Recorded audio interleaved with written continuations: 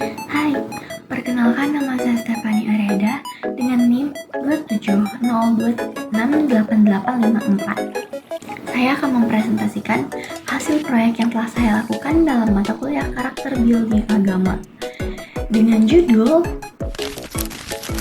Peran Pendidikan Agama dalam Pembentukan Karakter Peserta Didik di Era Digital. Saya dulu berpikir bahwa era digital hanyalah tentang kemudahan, namun di balik itu, ada tantangan besar yang mengancam karakter generasi muda. Saya yakin kita semua pernah melihatnya di media sosial.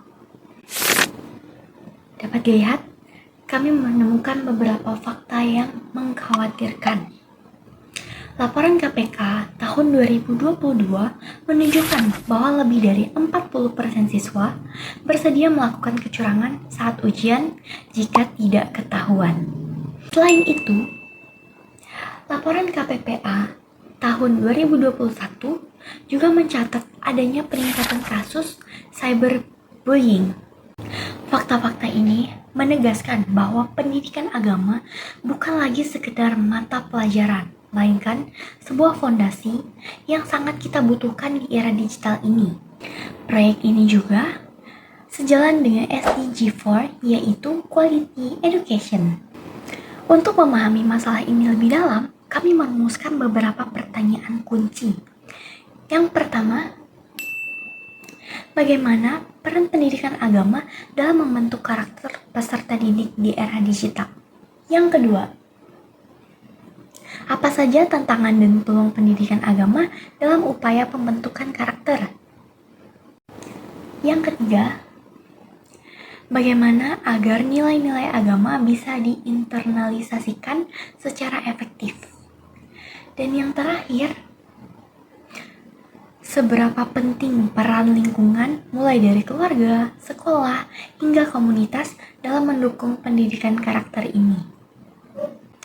Selama proses penelitian, saya mendapatkan sebuah pencerahan dari hasil wawancara bersama beberapa narasumber. Temuan pertama, pendidikan agama cenderung teoritis dan kurang kontekstual.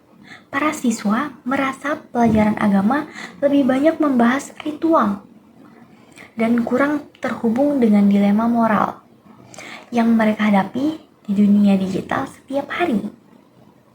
Temuan kedua, ada kesenjangan generasi digital.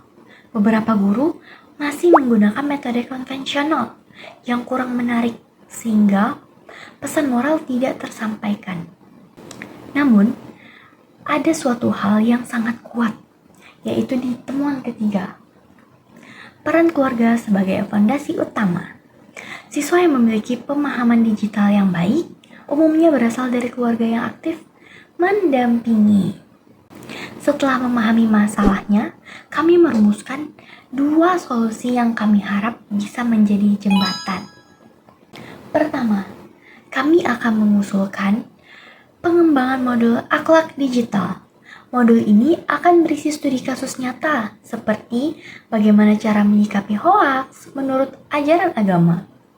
Tujuannya agar nilai-nilai agama bisa menjadi alat navigasi praktis bagi siswa di dunia digital. Yang kedua, kami menginisiasi gerakan siswa jaga jari, jaga hati. Gerakan ini akan dikelola oleh siswanya sendiri, di mana mereka membuat konten kreatif tentang etika digital untuk disebarkan di media sosial. Ini contohnya. Proyek ini bukan hanya tentang data dan solusi. Bagi saya, ini adalah sebuah perjalanan personal yang sangat berharga. Dari sisi digital readiness, proyek ini melatih saya menggunakan teknologi sebagai alat riset yang produktif, melakukan wawancara daring, menuntut saya untuk beradaptasi dengan interaksi virtual. Dari sisi global mindset, saya menyadari bahwa isu degradasi karakter di dunia digital adalah tantangan universal yang sejalan dengan tujuan SDGs keempat. Terakhir, dari sisi business sense, saya terasa saat kami menganalisis temuan dan merancang solusi. Proses mengidentifikasi celah, antara teori dan kebutuhan praktis siswa terasa seperti mengembangkan produk yang relevan untuk menjawab sebuah masalah. Sebagai penutup, proyek ini menegaskan adanya kesenjangan signifikan antara pendekatan pendidikan agama konvensional dengan realitas tantangan digital. Kuncinya ada pada saat sinergi kuat antara sekolah, keluarga, dan komunitas. Saran saya, solusi yang kami ajukan perlu ditindaklanjuti. Selain itu, penting untuk mengadakan pelatihan berkala bagi guru untuk meningkatkan literasi digital, serta menginisiasi program pendampingan bagi orang tua. Sekian presentasi dari saya, terima kasih.